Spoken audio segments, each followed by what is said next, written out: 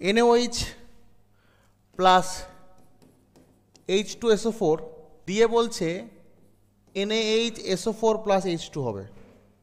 H2SO4 এর equivalent wait কত? তুল্যাঙ্ক ভার। ইকুইভ্যালেন্ট ওয়েটের ফর্মুলা কি? Equivalent weight of acid equal to molecular weight বা molecular formula molecular mass divided by number of replaceable hydrogen.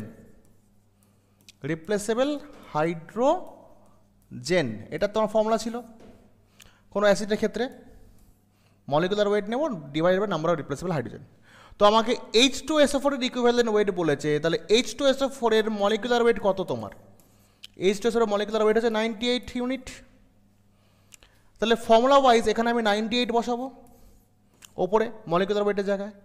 Number of replaceable hydrogen কটা আছে দেখো, রিয়াকশানের দিকে ভালো করে তাকিয়ে থাকো। কেউ চোখ বন্ধ করে H2SO4 বলে দুটো হাইড্রোজেন বসিয়ে দেবে না এখানে। রিয়াকশানের ভিতরে ভালো করে দেখো, H2SO4 এ এইখানে প্রোডাক্ট দেখো একটা হাইড্রোজেনের রিপ্লেস হচ্ছে, একটা রয়ে গেছে।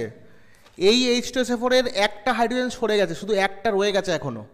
অর্থাৎ এখানে তুমি নাম্বার অফ রিপ্লেসেবল হাইড্রোজেন 2 বসিয়ে দিলে উত্তর ভুল হয়ে যাবে। নাম্বার অফ রিপ্লেসেবল হাইড্রোজেন হবে 1, অ্যান্সার হবে 98। এটাই হবে তোমার অ্যান্সার। ঠিক আছে।